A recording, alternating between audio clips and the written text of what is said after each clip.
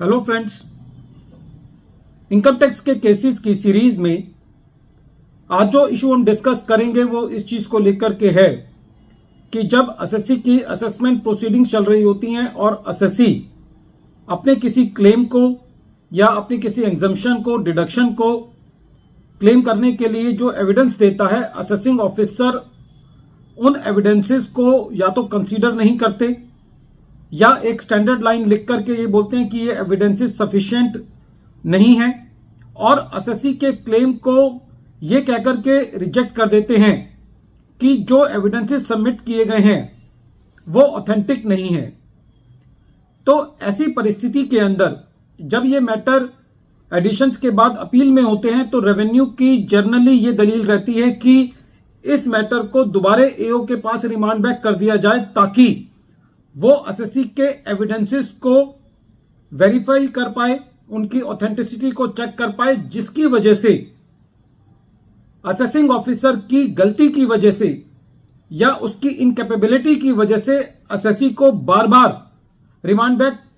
को फेस करना पड़ता है, जिससे एसएससी का काफी समय लिटिगेशन में जाहिर होता है। प्रेजेंट केस के अंदर एसएससी का matter fourth time assessing officer को रिमांड बैक किया गया और जब बॉम्बे हाई कोर्ट ने असेसिंग ऑफिसर के ऊपर कॉस्ट लगानी चाहिए तो रेवेन्यू ने यह रिक्वेस्ट की कि असेसिंग ऑफिसर के ऊपर कॉस्ट ना लगाई जाए और फिर दोबारा एक बार मैटर को रिमांड बैक कर दिया गया। आप सोचें कि फोर्थ टाइम यदि किसी मैटर को रिमांड बैक किया जाएगा खाली इस वजह से कि असेसिंग ऑफिसर ने अपनी जिम्मेवारी को पूरा नहीं किया, एविडेंसेस की वेरासिटी को चेक नहीं किया, ऑथेंटिसिटी को चेक नहीं किया, तो ये एसएससी के लिए कितनी पेनफुल सिचुएशन होगी। यही चीज बॉम्बे हाई कोर्ट ने एक case Ashok Chhaganlal Thakkar versus national faceless assessment centre and others के केस में डिसाइड की और ये केस 466 आईटीआर पेज नंबर 726 पर रिपोर्ट हुआ। केस का जजमेंट 13 फरवरी 2024 को आया। एसएससी ने एग्रीकल्चर लैंड सेल की थी और एसएससी उस एग्रीकल्चर की लैंड का जो प्रॉफिट है वो एग्जेम्प्ट क्लेम कर रहा था और एसएससी ने उस एग्रीकल्चर लैंड के प्रूव में कि वो लैंड एग्रीकल्चर है, तलेटी का और ग्राम सेवक का सर्टिफिकेट असेसिंग ऑफिसर को दिया था।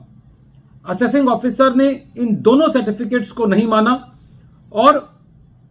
इसके बजाय असेसिंग ऑफिसर ने कोई भी चीज ऐसी रिकॉर्ड पर नहीं ला पाया असेसिंग ऑफिसर जिससे यह पता चलता हो कि वो लैंड एग्रीकल्चर नहीं है। असेसिंग ऑफिसर ने इस चीज को भी वेरीफाई करना ठीक नहीं समझा कि जो लैंड है क्या वो किसी म्युनिसिपैलिटी या कैंटोनमेंट बोर्ड के दायरे में आती है या कोई ऐसे एरिया में आती है जिसकी पॉपुलेशन जो है वो 10,000 से ज्यादा है। और असेसिंग ऑफिसर ने बिना एसएससी के द्वारा सबमिट किए गए सर्टिफिकेट्स जो कि तलेटी का और ग्राम सेवक का सर्टिफिकेट था उसको ऑथेंटिसिटी को चेक किए बिना एसएससी का एडिशन किया। जब यह मैटर बॉम्बे हाई कोर्ट के पास था तो बॉम्बे हाई कोर्ट ने यह कहा कि यह मैटर ऑलरेडी काफी बार रिमांड बैक हो चुका है तो एओ के ऊपर क्यों ना कॉस्ट लगाई जाए कि एओ ने अपना काम सही से नहीं किया। तो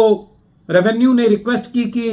कॉस्ट ना लगाई जाए और फिर दोबारा यह मैटर जो है वो असेसिंग ऑफिसर के पास रिमांड बैक किया गया। फ्रेंड्स, यदि हम इस पूरे केस को देखें तो ये एसएससी के लिए एक बहुत पेनफुल सिचुएशन है। हालांकि इस केस में तो एसएससी ने अपने डॉक्यूमेंट्स को सबमिट किया था और कुछ डॉक्यूमेंट्स जब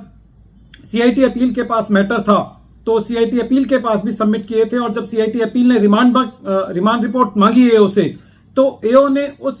रिमांड रिपोर्ट का भी जवाब नहीं दिया था। तो जब ऐसी परिस्थितियां होती हैं, जब एओ अपनी जिम्मेवारी पूरी नहीं करता तो ऐसे मैटर के अंदर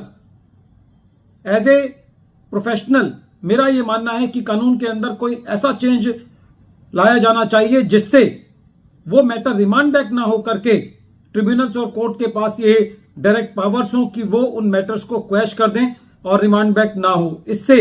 एसएससी का एक बहुत बड़ा टाइम बचेगा और असेसिंग ऑफिसर्स के लिए ये एक डेटरेंट का काम करेगा कि वो अपनी ड्यूटी को सही से पूरा किए बिना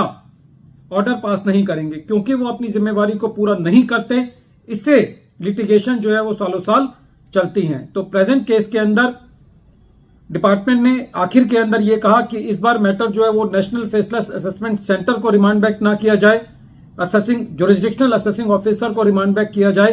ताकि वो एक ऐसी ज्यादा पोजीशन पर होता है कि वो ये वेरीफाई कर पाएगा कि वो लैंड एग्रीकल्चर है या नहीं। वीडियो के अंत में एक बार फिर मैं केस का नाम रिपीट कर रहा हूं। केस का नाम है Ashok Chhaganlal Thakkar versus national faceless assessment centre and others, और ये केस